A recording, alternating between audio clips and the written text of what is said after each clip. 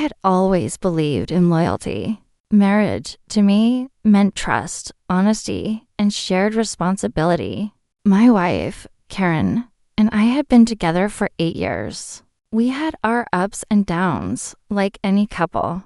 But I never imagined that the foundation of our marriage could be shattered so completely. Or so quickly. It started subtly. Small lies at first, unexplained absences, late nights at work. Mysterious text messages I caught glimpses of but never pressed. At first, I wanted to believe she was just stressed, busy, or needing personal space. But the unease never went away, gnawing at the back of my mind. Something felt off, and I couldn't ignore the signs anymore. The truth hit me like a punch to the gut. One evening, while Karen was out, I stumbled across messages on her phone. I hesitated, knowing it could destroy us, but the gnawing suspicion was unbearable. What I found left me numb. Karen had been seeing multiple men in secret to be precise. Dates, intimate messages, photos, everything I had feared. I felt disbelief, betrayal, and rage in equal measure. The woman I had trusted implicitly had been leading a double life. Before I could even process my emotions, the next bombshell landed. Karen came home one evening with a calm expression and, without preamble, told me she was pregnant. My initial reaction was shock, then cautious hope. But hope evaporated when she added, almost casually, I'm worried about how we'll handle this. Considering everything. I frowned. Considering everything? I asked. She hesitated, then tried to deflect. I just want to make sure you're prepared to step up as the father. I know it's complicated. My chest tightened. You mean, as if I could be the father automatically? Karen's eyes avoided mine. Well, you've been married to me. Isn't it possible? I felt my blood boil. You're telling me you've been sleeping with 4 other men, and now you expect me to assume responsibility? That's insane. Her defense was immediate. I'm scared. I didn't mean for this to happen. You'll understand. I just need support. You have to help me. I couldn't believe the audacity. The betrayal, already overwhelming, was compounded by an attempt to pin responsibility for her choices on me. My mind raced. I realized in that moment that this was not just a matter of infidelity, it was manipulation. She was trying to rewrite reality, to cast herself as a victim while ignoring the consequences of her actions. I took a deep breath, forcing calm over the searing anger. Karen, I said slowly, let me make this clear. You chose to sleep with multiple men in secret. You chose to betray our marriage. That's your responsibility. I cannot and will not accept blame for your choices. You need to own your actions, and we need to address the truth. She blinked, momentarily speechless. I didn't mean for it to happen like this, she stammered. No, I said firmly. You did mean for it to happen. You made deliberate choices.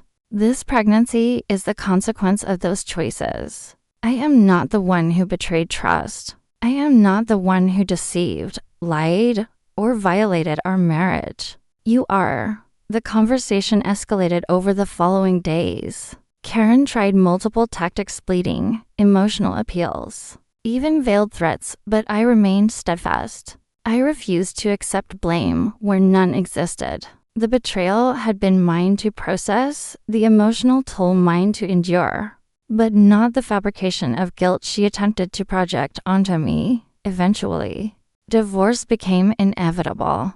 It was not a decision I made lightly, but after confronting the reality of her actions. The only path forward was separation. Trust, once broken in such a profound way, cannot be rebuilt overnight, especially when compounded by manipulation and deceit. The fallout was intense. Friends and family were shocked, unable to fully comprehend the scope of the betrayal. Karen's attempts to frame me as responsible for her pregnancy fell apart quickly. Once the facts were laid bare, medical evidence, timelines, And even her own admissions revealed the truth. The infidelity was hers, and I bore no responsibility.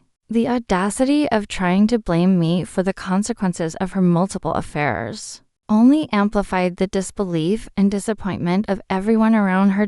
In the aftermath, I focused on reclaiming my life. Therapy helped me process the emotional trauma, and I surrounded myself with supportive friends who reinforced the truth. I already knew I was not at fault. The healing was gradual but necessary, and over time, I began to regain my confidence, my peace, and my sense of agency. Karen, meanwhile, faced consequences she could not manipulate away. Her reputation suffered among friends, colleagues, and family. She lost the credibility she had relied on to deflect blame. Professionally and socially, the fallout was profound, a stark contrast to the empowerment I gradually reclaimed. Her attempts to cast herself as a victim backfired, exposing her actions and leaving her isolated in ways I could not have orchestrated. Looking back, the entire experience taught me valuable lessons about boundaries, trust, and self-respect. Infidelity is painful, but attempts to manipulate blame for one's own choices compound the harm. By standing firm, refusing to accept responsibility for her actions, and maintaining integrity, I was able to navigate a situation that could have destroyed me emotionally. In time, I met someone new not as a replacement, but as a partner who valued honesty, loyalty, and mutual respect. The contrast between that relationship and my marriage with Karen could not have been more stark. I realized that true love requires transparency and trust, and any relationship lacking those foundations is inherently unstable. The experience also reinforced the importance of self-respect. Betrayal, no matter how profound, does not have to define one's life. By asserting boundaries, demanding honesty, and refusing to accept manipulation, I preserved my dignity and ensured that the consequences of her choices remained where they belonged with her. Karen's story, in contrast, serves as a cautionary tale. Actions, especially those that violate trust, have natural consequences that cannot be avoided by deception or manipulation. Attempting to shift blame onto others only magnifies the fallout. In the end, her infidelity and subsequent attempts to manipulate me created a cycle of loss from which she could not recover easily.